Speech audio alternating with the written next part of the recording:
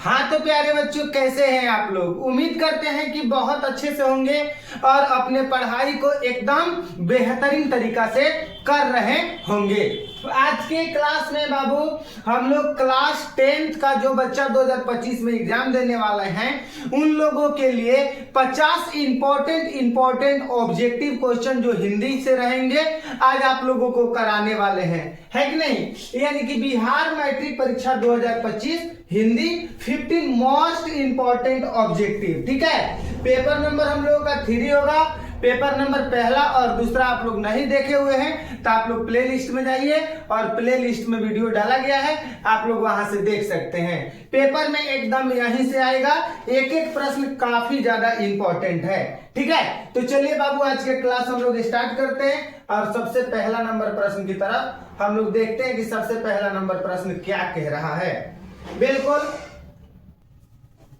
बिल्कुल बाबू, चलिए। श्रम विभाजन और जाति प्रथा निबंध किसके द्वारा लिखा गया है? तो श्रम विभाजन और जाति प्रथा निबंध भीमराव अंबेडकर के द्वारा लिखा गया है, आप लोग याद रखेंगे। ठीक है बाबू, चलिए उसके बाद में हम लोग आगे बढ़ने का प्रयास करते हैं, आप लोग ध्यान दीजिएगा। कह रहे कि सेन साहब की नई मोटर कार किस रंग की थी?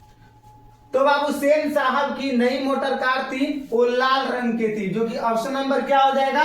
2 हो जाएगा इस प्रश्न का राइट आंसर। चलिए बाबू, तो हम नेक्स्ट प्रश्न की तरफ बढ़ते हैं। ठीक है, तो चलिए बाबू नेक्स्ट प्रश्न कर रहे हैं कि परंपरा का मूल्यांकन किसकी रचना है? तो परंपरा का मूल्यांकन रामविलास शर्मा की रचना है। परंपरा की मूल्यांकन किसकी रचना है बाबू? तो परंपरा की मूल्यांकन रामविलास शर्मा की रचना है, जो कि एकदम राइट आंसर होगा। काफी इंपॉर्टेंट प्रश्न होगा, आप लोग एकदम बेहतरीन तरीका से याद कीजिएगा। चलिए बाबू नेक्स्ट प्रश्न हम लोग देखेंगे क्या कह रहा है। श्रीनिवास जी का पूरा नाम क्या था? जी बिल्कुल, श्रीनिवास जी का पूरा नाम क्या था? तो आप लोग बताएंगे बाबू। श्रीनिवास जी का पूरा नाम था भारतीय वेंकटेश्वर अय्यर था। जी बाबू बिल्कुल। चलिए उसके बाद में हम लोग आगे बढ़ने का प्रयास करते हैं, एक एक प्रश्न को आप लोग काफी महत्वपूर्ण तरीका से देखिएगा। लेखक अमरकांत का जन्म कब हुआ था? जी बिल्कुल, लेखक अमरकांत जो थे उनका जन्म कब हुआ था? आप लोग एकदम बताइएगा। बिल्कुल, तो बिल्कुल बाबू लेखक अमरकांत का जन्म जो हुआ था जुलाई 1925 ईस्वी में हुआ था। कब हुआ था बाबू? जुलाई 1925 ईस्वी में हुआ था। चलिए नेक्स्ट प्रश्न हम लोग देखेंगे बाबू। नेक्स्ट प्रश्न देखिए क्या कर रहा है। कह रहा है कि नागरी लिपि के आरंभिक लेख मिले, मतलब कि नागरिक लिपि का आरंभिक लेख कहां से मिले? कहां से मिले बाबू? दक्षिण भारत से मिले। कहां से मिले? दक्षिण भारत से नागरी लिपि के आलेख मिले। बिल्कुल, चलिए उसके बाद में आगे बढ़ने का प्रयास करते हैं। नेक्स्ट प्रश्न देखिए क्या कर रहा है। बिरजू महाराज खुद को किसका भागीरथ मानते थे? जो बिरजू महाराज थे वो खुद को मतलब किनका भागीरथ मानते थे? तो बताइए इसका। बाबूजी को। किसको बाबू?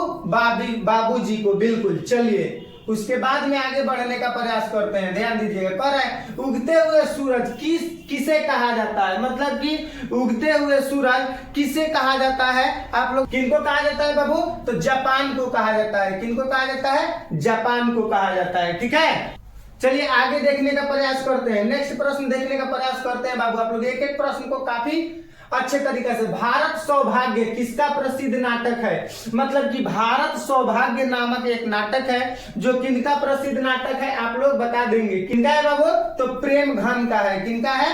प्रेमघन का है। ठीक है, चलिए उसके बाद में नेक्स्ट प्रश्न देखने का प्रयास करते हैं। किस रचना के लिए दिनकर को साहित्य अकादमी पुरस्कार मिला था? मतलब कि किस रचना के लिए दिनकर साहब को साहित्य अकादमी पुरस्कार मिला था? तो आप लोग बताइए किस रचना के लिए मिला था? जी बिल्कुल बाबू, संस्कृत के 4 अध्याय के लिए मिला था, आप लोग याद रखिएगा। ठीक है, चलिए उसके बाद में नेक्स्ट प्रश्न की तरफ बढ़ते हैं। मतलब कि द अनटचेबल्स यानी किसकी रचना है? तो किसकी रचना है बाबू? आप लोग बताएंगे। भीमराव अंबेडकर की रचना हो जाएगा। किनका रचना हो जाएगा बाबू? भीमराव अंबेडकर की रचना हो जाएगा। ठीक है, चलिए उसके बाद में आगे बढ़ने का प्रयास करते हैं। देखिएगा क्या कर रहा है। टेनिसन, मतलब टेनिसन किस भाषा के कवि थे? जो टेनिसन थे वो टेनिसन किस भाषा के कवि थे? तो बताइए इस प्रश्न। टेनिसन अंग्रेजी भाषा के कवि थे। किस भाषा के कवि थे बाबू? अंग्रेजी भाषा के कवि थे। ठीक है, चलिए उसके बाद में बताइएगा मंगमा किसके लिए मिठाई रखी थी? जो मंगमा थी वो मंगमा किसके लिए मिठाई रखी हुई थी? आप लोग बताइए किसके लिए मंगमा मिठाई रखी हुई थी? रंगपा के लिए कि नंजमा के लिए कि पोता के लिए कि पति के लिए? बताइए। तो इसका आंसर हो जाएगा पोता के लिए। किसके बाबू? पोता के लिए, बिल्कुल। चलिए नेक्स्ट प्रश्न देखिए, कह रहा है कि निम्न भाषाओं में से किस भाषा को देवनागरी लिपि में लिखते हैं? मतलब कि इनमें से किस भाषा को हम लोग देवनागरी भाषा के अंतर्गत लिखते हैं? तो हम लोग हिंदी को लिखते हैं। किसको लिखते हैं बाबू? हिंदी को लिखते हैं, बिल्कुल। चलिए उसके बाद में आगे बढ़ने का प्रयास, निम्नलिखित में से कौन सी रचना अशोक वाजपेयी की है? मतलब कि ये जो नीचे लिखा गया है इनमें से कौन सी रचना अशोक वाजपेयी जी की है? आप लोग कमेंट करके बताइए, फटाफट से बताएंगे। तो इसका आंसर हो जाएगा कविता का जनपद। क्या हो जाएगा बाबू? कविता के जनपद हो जाएगा, बिल्कुल। चलिए उसके बाद में देखिएगा आप लोग, अमीरुद्दीन के बड़े भाई का नाम क्या था? मतलब कि जो अमीरुद्दीन थे उनके बड़े भाई का नाम क्या था? तो बाबू इस प्रश्न का उत्तर क्या हो जाएगा? तो शंभुदीन हो जाएगा। ठीक है, चलिए आगे बढ़ने का प्रयास करते हैं। नेक्स्ट प्रश्न देखिए क्या कर रहा है, अपने पदों में कृष्ण का लीला गान किसने किया? मतलब कि अपने पदों में कृष्ण का लीला गान किसने किया? तो इस प्रश्न का सही इसका उत्तर हो जाएगा बाबू रसखान। क्या हो जाएगा? रसखान हो जाएगा जी, बिल्कुल। क्या बात है। चलिए उसके बाद में हम लोग आगे बढ़ने का प्रयास करेंगे। ध्यान दीजिएगा, एक वृक्ष की हत्या शीर्षक कहानी में कौन हमेशा चौंकना रहता था? मतलब कौन हमेशा चौंकता रहता था, चौंकना रहता था? बता दीजिए कौन?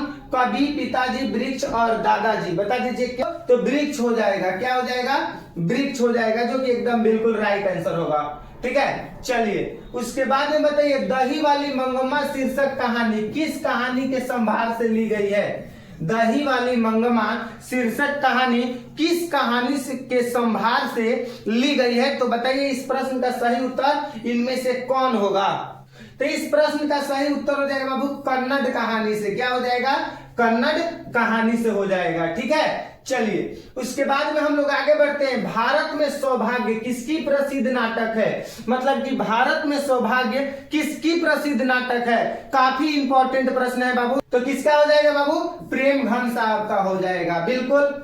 चलिए उसके बाद में हम लोग आगे बढ़ने का प्रयास करते हैं। ध्यान दीजिएगा, कह रहे हैं कि तमिल, मलयालम, तेलुगु, कन्नड़ भाषाएं हैं। मतलब तमिल जो है और मलयालम है, तेलुगु है, कन्नड़ है, ये भाषाएं हैं। कौन सा हो जाएगा?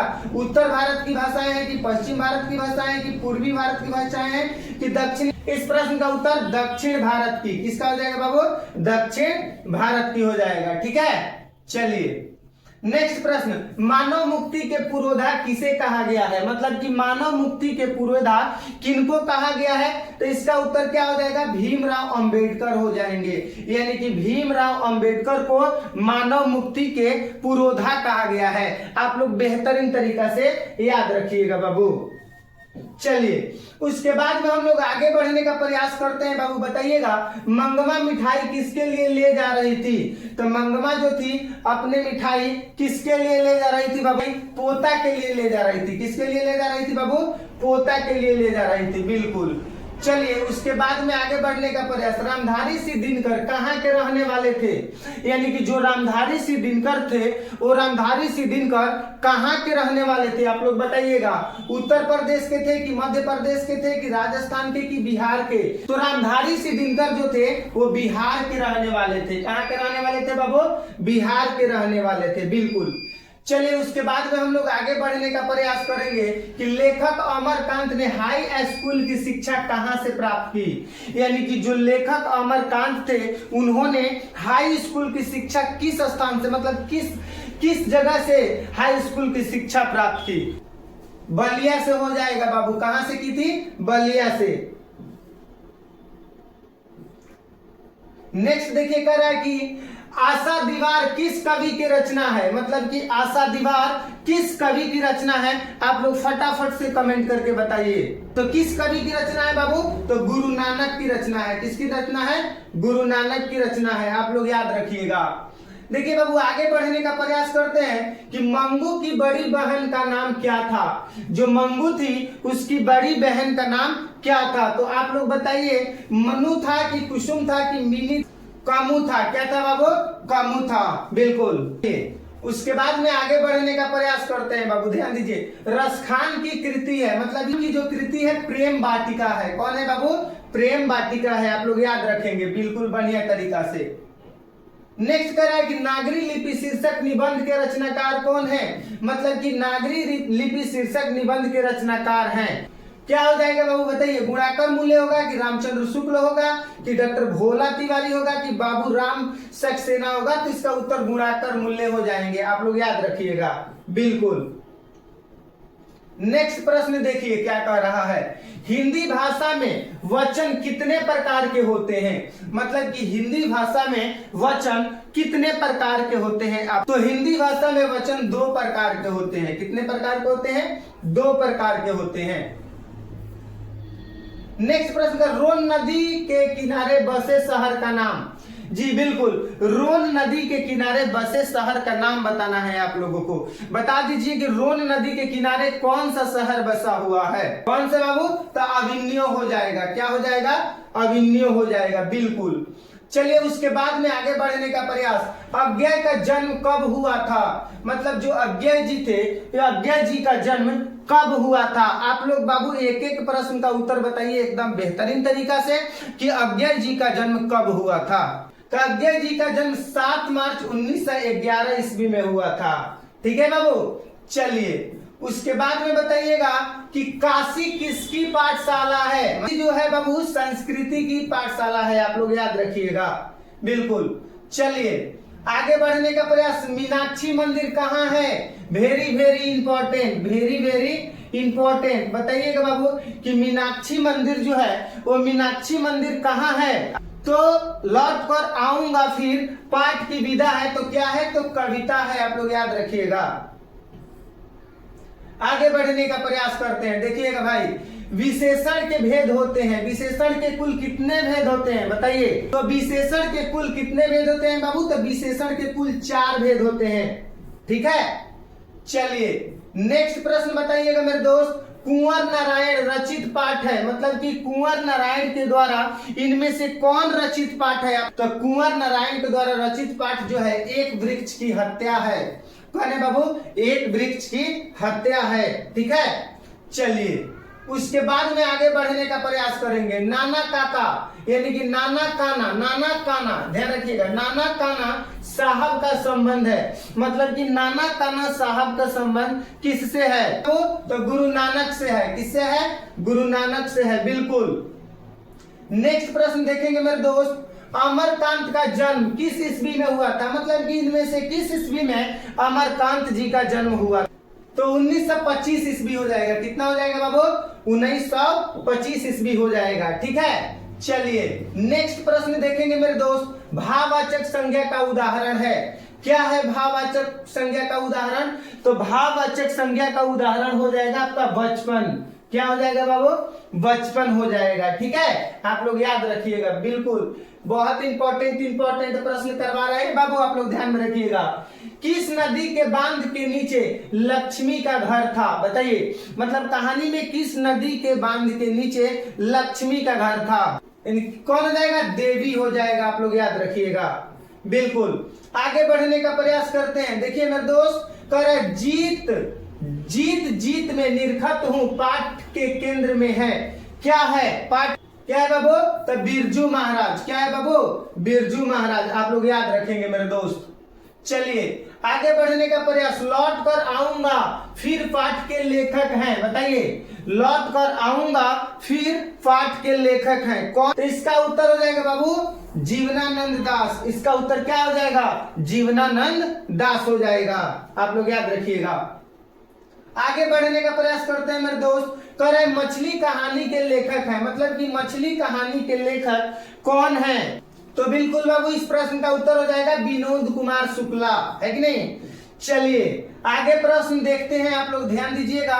कह रहे बढ़ते विश्वास कहानी के केंद्र में है, मतलब कि बढ़ते विश्वास कहानी के केंद्र में है। क्या है बढ़ते विश्वास कहानी के केंद्र में, बताइए क्या है बाबू। तो बाढ़ की समस्या है। क्या है, बाढ़ की समस्या है, आप लोग याद रखेंगे मेरे दोस्त।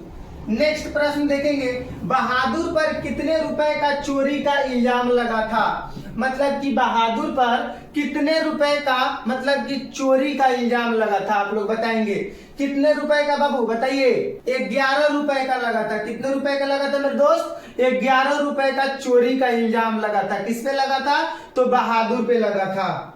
चलिए आगे देखने का प्रयास करते हैं बाबू, आप लोग देखिएगा। कह रहे कि भारतीय संविधान की निर्माता में महत्वपूर्ण भूमिका किसकी थी, मतलब कि भारत के संविधान का निर्माण में सबसे ज्यादा महत्वपूर्ण भूमिका किनकी थी। तो बाबू इस प्रश्न का उत्तर हो जाएगा भीमराव अंबेडकर साहब का महत्वपूर्ण भूमिका था संविधान निर्माण में। चलिए आगे बढ़ने का प्रयास करते हैं दोस्त। किस देश के लोग बड़े बड़े नख पसंद करते थे, मतलब कि कौन से देश के लोग बड़े बड़े गहना यानी कि जेवर नख पसंद करते हैं, तो किस देश का हो जाएगा बाबू, तो गौड़ देश के हो जाएगा। किस देश के हो जाएगा, गौड़ देश के हो जाएगा। आगे बढ़ने का प्रयास करते हैं, आप लोग ध्यान दीजिएगा। हिरोशिमा कहाँ है, बताइए। हिरोशिमा जो है वो कहाँ पे है बाबू, बताइए। तो हिरोशिमा जो है बाबू जापान में है। कहां पे है, जापान में है, ठीक है। चलिए उसके बाद में नेक्स्ट प्रश्न देखिए कि गांधी जी की दृष्टि से बढ़िया शिक्षा क्या है। गांधी जी की दृष्टि से बढ़िया शिक्षा क्या है, तो गांधी जी के दृष्टि से बढ़िया शिक्षा अहिंसक प्रतिरोध है। अहिंसक प्रतिरोध है। इस प्रश्न का आंसर एकदम ऑप्शन नंबर ए सही होगा। आप लोगों को क्लास कैसा लगा कमेंट करके जरूर बताइए और अपने अपने दोस्तों में इस क्लास को अधिक से अधिक शेयर जरूर कीजिए। मिलते हैं अगले क्लास में, तब तक सभी प्यारे बच्चों को नमस्कार, जय हिंद।